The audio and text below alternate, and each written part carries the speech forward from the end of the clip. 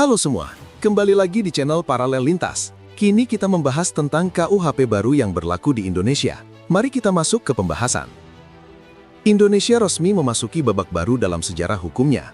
Kitab Undang-Undang Hukum Pidana Baru atau KUHP baru akhirnya mulai berlaku, menggantikan hukum pidana warisan kolonial yang telah digunakan selama lebih dari 1 abad.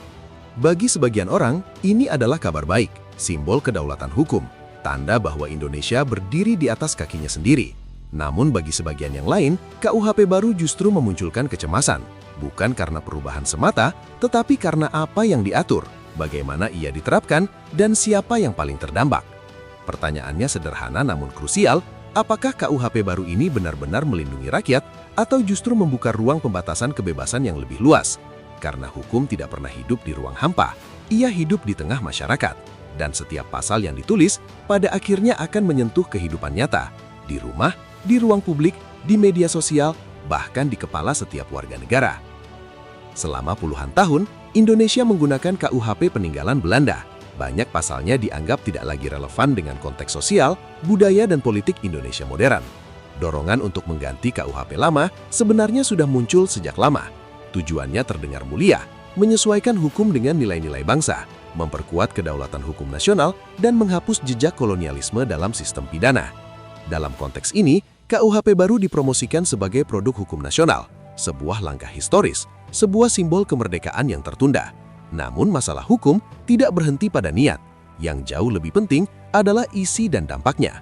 Karena hukum yang ditulis dengan niat baik bisa berubah menjadi masalah besar jika diterapkan tanpa kepekaan sosial dan tanpa perlindungan yang jelas bagi warga. Kontroversi KUHP baru tidak muncul tanpa alasan. Beberapa pasal langsung menjadi sorotan publik.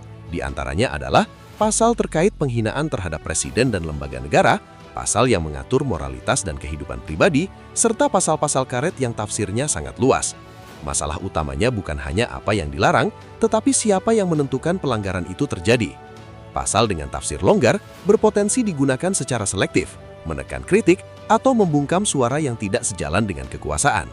Dalam negara demokratis, kritik adalah bagian dari kontrol publik. Namun dengan KUHP baru, muncul kekhawatiran bahwa batas antara kritik dan pidana menjadi kabur. Dan ketika batas itu kabur, yang paling rentan adalah warga biasa, bukan mereka yang punya kuasa, uang, atau pengaruh. Kebebasan berpendapat adalah salah satu pilar demokrasi. Ia memungkinkan rakyat berbicara, mengkritik, dan mengawasi kekuasaan. KUHP baru memunculkan pertanyaan besar. Apakah ruang kritik akan tetap aman? Di era digital, ekspresi tidak hanya terjadi di jalanan atau media cetak. Ia terjadi di media sosial, konten video, podcast, bahkan obrolan daring.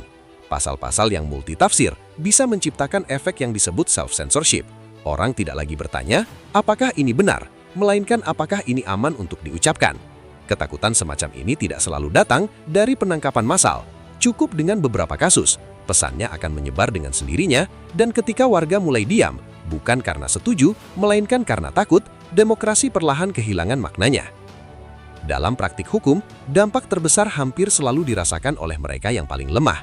Kelompok yang berpotensi paling terdampak antara lain jurnalis, aktivis, mahasiswa, kreator konten, dan masyarakat sipil yang aktif bersuara.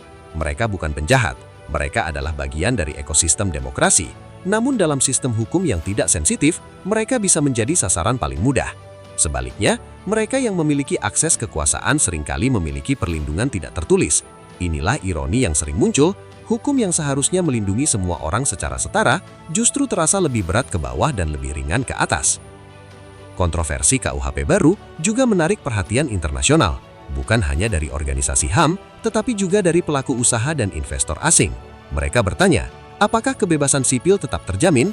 Apakah kepastian hukum tetap ada? Dan apakah aturan ini bisa berubah menjadi risiko non-ekonomi? Dalam dunia global, iklim hukum dan kebebasan sipil adalah bagian dari pertimbangan investasi. Jika citra Indonesia dianggap terlalu restriktif, tidak ramah terhadap kebebasan berekspresi, atau tidak konsisten dalam penegakan hukum, maka dampaknya tidak hanya politik, tetapi juga ekonomi. Dan seperti biasa, dampak ekonomi akhirnya kembali ke rakyat dalam bentuk lapangan kerja, harga, dan kesempatan hidup. Pendukung KUHP baru sering mengatakan, ini demi ketertiban. Dan ketertiban memang penting. Tidak ada masyarakat yang bisa hidup tanpa aturan. Namun sejarah menunjukkan satu hal, ketertiban tanpa kebebasan adalah jalan menuju represi. Pertanyaannya bukan memilih salah satu, melainkan menjaga keseimbangan. Negara berhak mengatur, namun rakyat berhak dilindungi dari penyalahgunaan kekuasaan. Tanpa mekanisme pengawasan, tanpa tafsir yang jelas, dan tanpa komitmen kuat terhadap HAM, hukum bisa berubah menjadi alat kontrol, bukan alat keadilan. KUHP baru sudah berlaku, namun perdebatan belum selesai, dan seharusnya memang tidak berhenti. Beberapa hal krusial ke depan, transparansi penegakan hukum, pelatihan aparat agar tidak abusif, dan pengawasan publik yang kuat. Masyarakat sipil, media dan akademisi harus tetap aktif mengawal implementasinya, karena hukum yang baik bukan hanya ditulis dengan rapi, tetapi diterapkan dengan adil. Dan dalam negara demokratis, rakyat bukan objek hukum, melainkan subjek hukum yang harus dilindungi. KUHP baru adalah tonggak sejarah, namun setiap tonggak selalu membawa pilihan arah. Ia bisa menjadi alat pembaharuan hukum yang memperkuat keadilan dan ketertiban, atau ia bisa menjadi pintu pembatasan yang pelan-pelan menyempitkan ruang kebebasan. Semua itu tidak hanya bergantung pada teks undang-undang, tetapi bagaimana negara menjalankannya dan bagaimana rakyat mengawalnya. Karena ketika negara bicara ketertiban, rakyat sering diminta untuk diam. Dan ketika negara bicara stabilitas, kebebasan sering dianggap risiko. Di sanalah kami menulis, bukan untuk menolak hukum, tetapi untuk mengingatkan bahwa hukum ada untuk manusia, bukan manusia untuk hukum. Apa pendapat kalian tentang KUHP terbaru ini? Tulis pendapat kalian, sebab pendapat masing-masing orang memiliki sudut pandang berbeda.